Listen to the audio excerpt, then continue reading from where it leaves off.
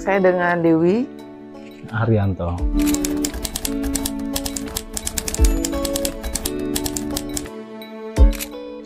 Berapa kali ya? Banyak banget ya. Banyak banget. Saya dari 2022 kalau nggak salah. 2022, jadi sebelumnya itu kita perbaiki dulu apa yang ada di dalam kita dulu ya. Setelah itu kita mulainya nggak langsung ke program yang bayi tabung, tapi apa dulu ya? Inseminasi. Inseminasi. Tapi sebelum inseminasi kita ke dokter Lutfi dulu, dokter andrologi kan. Dokter andrologi, terus di situ baru ketahuan juga saya ada alergi sperma kan. Itu penyembuhan alergi sperma dulu.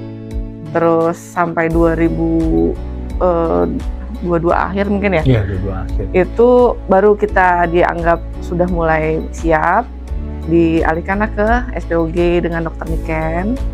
Terus di dokter Niken tuh kan dicek dulu ya rahimnya ya. Nah, ternyata ada polip atau miom yang harus diambil dulu gitu. Nah, setelah itu di akhir 2022 saya operasi ambil polip. Alhamdulillah polip ya, bukan miom. Ambil polip, itu setelah operasi saya kena HNP. Jadi kita hold dulu untuk program hamilnya kan, karena harus fisioterapi. Kurang lebih 3-4 bulan lah. Saya nggak bisa jalan karena HNP-nya agak parah. Saya harus fisioterapi sampai bulan Februari 2023 saya fisioterapi. Terus 2023 Maret kita umroh. Terus April tuh mulai inseminasi pertama. Inseminasi gagal, inseminasi kedua gagal.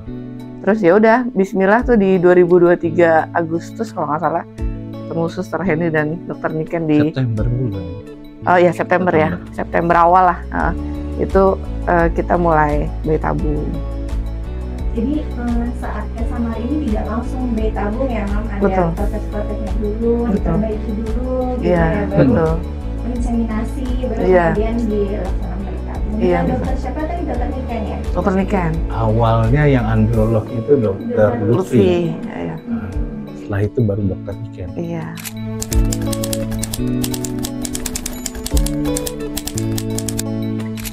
Jadi ada kalau perempuan yang belum hamil tuh kan memang pengennya program hamil ya, tapi di mana tuh biasanya kita pengennya bertanya sama yang berhasil kan. Nah, sebelum ke Sameri kita ada rumah sakit lain karena ada yang berhasil di sana, tapi ternyata nggak cocok buat kami. Terus akhirnya saya ketemu teman SMA saya, dia pakai Sameri. Terus saya tanya kenapa Sameri, terus kenapa dia pilih Sameri segala macem. Lalu saya obrolin ke suami, mau nggak kita program hamil lagi tapi beda rumah sakit, saya bilang gitu.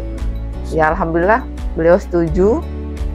Terus kan memang yang rumah sakit sebelumnya itu kita masih di taraf dokter andrologi ya, cuma sayanya nggak diperiksa sedetail di sini gitu.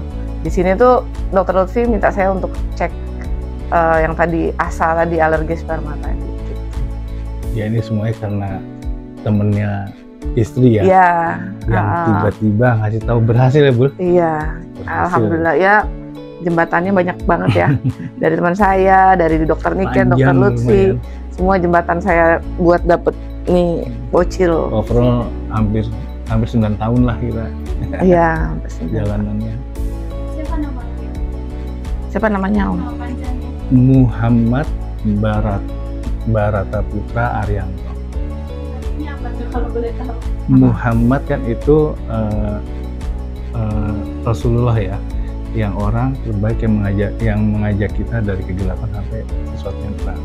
Barata Putra itu sebenarnya itu ada 2 arti. Yang pertama tuh laki-laki keturunan dari keluarga kerajaan yang berbakti kepada kedua orang tua maupun Tuhannya. Nah, arti yang kedua adalah tuh orang laki-laki yang terbaik di zamannya. Jadi satu aliran dengan Muhammad Barata Putra. Nah, Haryanto sendiri ya nama bapaknya ya. Nah, ya.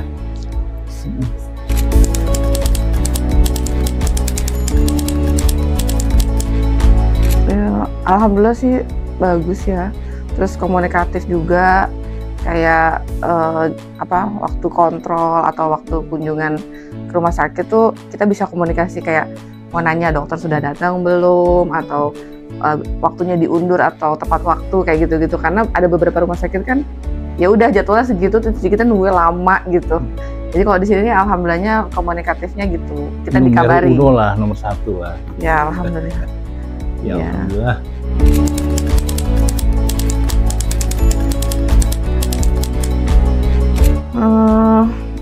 Kayak roller coaster ya pasti ya, kayak roller coaster. Dari bayi tabung ini kan saya 2 kali tahap embrio transfer ya.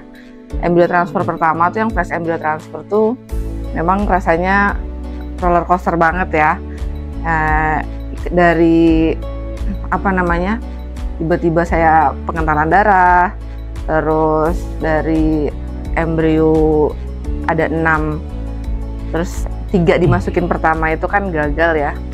Itu pas gagal sih memang hancur ya, ternyata hancur juga. Terus dokter ini kan sempat nanya kan, gimana Bu, mau langsung embrio transfer lagi nggak gitu kan.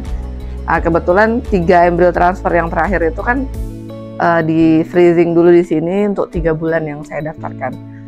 Jadi saya bilang kayaknya saya butuh waktu untuk legowoin dulu yang pertama. Saya minta ya udah 3 bulan dari sekarang aja dok, saya bilang gitu, karena saya mau pastikan lagi ke dokter Lutfi. Saya mau cek lagi asa saya, apa mungkin karena itu gitu, apa karena alergi saya naik lagi atau kenapa gitu. Jadi saya mau make sure itu dulu, saya bilang gitu. Terus akhirnya dokter Niken setuju, terus saya ke dokter Lutfi dan dokter Lutfi juga setuju. Di akhir Desember tuh sudah ada tektokan juga dengan dokter Lutfi dan dokter Niken. Saya cek asa untuk mastiin asanya sudah mulai normal lagi. Baru si dokter Niken ajukan untuk embrio transfer di tanggal 17 Januari. Bismillah. Itu ya qadarullah ya. Iya, itu sampai kami berdua itu bicara kalau misalkan gagal apapun itu, kalau nggak diberi Mas Bara ini ya kita tetap bertahan ya Bu ya. Iya. Sampai kakek nenek lah gitu, insya Allah gitu. Tapi ya alhamdulillah diparingi gitu. Saya main tuh pas embrio transfer pertama yang gagal itu, saya pikir sebenarnya kita usahanya kayaknya belum sampai atas banget, baru sampai sini ya. Terus kayaknya kita masih bisa usaha lagi nih sampai maksimalin, saya bilang gitu. Terus ya udah yang embrio transfer yang kedua 3 sisanya ya udah kita masukkan di bulan Januari. Itu kita juga nggak percaya ya dapat ini nih. Iya benar. Jadi 14 hari setelah ngecek bukan 14 hari malah 13 hari. 30 Iya. 30 Januari. 13 hari setelah freezing embrio transfer ya. Itu hasil beta HCG-nya 500 sekian kan. Sedangkan yang waktu embrio transfer pertama cuma 2, itu yang 500. Hancur ya? Ini hancur ya? Yang 2 itu pas makanya hancur banget, pas begitu 500 percaya nggak percaya. Semoga labnya nggak salah nih kok 500 gitu. Kita pegangan tangan di depan tuh, di bawah di lantai 2 pegangan tangan bener 500. Jadi ya sampai lahir kemarin kita baru percaya, oh iya ternyata di perutnya Dewi ada bayinya. Ya kan kita nggak ada yang tahu embrio itu kan cairan gitu ya, cairan terus di freeze. Nah ini di freezing loh, di freezer. Ya kan kebayang nggak sih kok terus jadi bayi? Itu mukjizat Allah tuh emang bener-bener luar biasa. Gitu. Masih percaya nggak percaya sih sampai sekarang.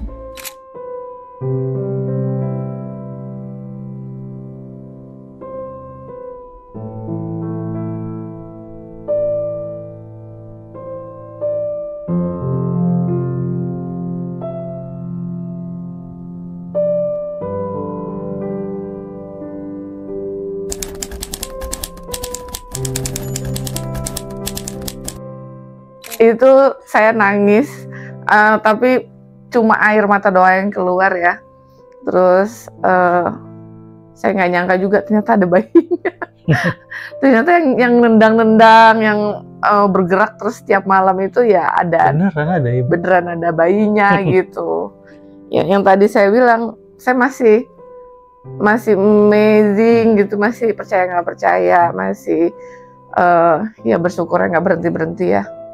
Karena mau punya anak tuh yang dikorbankan banyak sekali, nggak cuma materi tapi fisik, terus emosional gitu ya, luar biasa lah.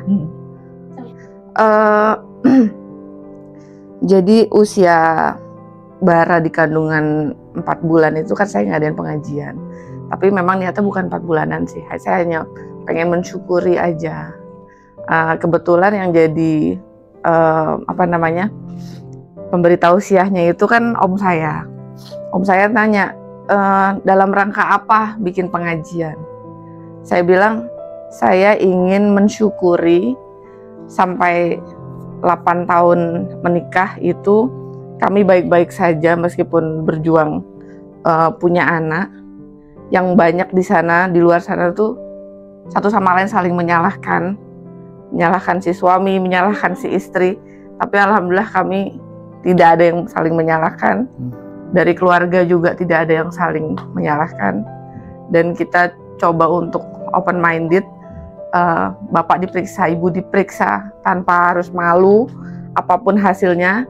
Terus ya ada satu pesan juga dari teman saya, ikhtiar itu juga dapat pahala.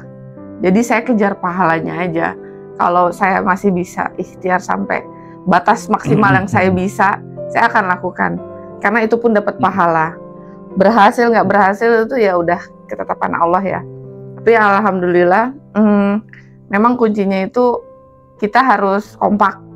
Kita harus saling legowo dengan keadaan satu sama lain, saling menerima, dan tidak ada yang saling menyalahkan. Dan pasti support keluarga juga. Gitu. Jadi buat teman-teman yang masih berjuang, ya jangan khawatir, berjuang aja kita dapat pahala kok. Berhasil atau nggak berhasil itu udah ditulis di Lauhul Mahfuz. 5239. Apa tuh 52? Usianya. Ya, 5239. Nabi Zakaria tuh punya putra pertama kali di usia 90 ke atas. Jadi kita yang masih 52, yang masih 39 itu belum ada apa-apanya. Belum ada apa-apanya. Jadi saya bilang sih tetap aja berjuang, siapa tahu ya. Siapa tahu dari perjuangan itu pembuka dari hadirnya anugerah ya. Saya bilang ini anugerah dan mukjizat ya. Anugerah dan mukjizat. Saya tuh sampai gini, saya tuh nggak nyangka gendong bayi itu kapan ya kira-kira gitu. Aku tuh bakal hamil tuh kapan ya Pak? Aku sampai nanya kayak gitu, tapi nggak ada bayangan, nggak pernah ngimpi, nggak pernah apa. Tapi memang ya udah, ya yang saya pegang itu yang omongan om saya itu, Nabi Zakaria aja sudah lebih lama lagi nunggunya, dia masih bersabar dan akhirnya diberikan. Terus teman saya juga mengingatkan, berusaha aja tuh dapat pahala, apalagi dapat itu plus banget, hadiahnya ini banget gitu. Iya boleh, jangan ya gitulah Mbak. Jangan putus semangat lah. Putus semangat. Semoga saya bisa jadi ibu yang baik ya.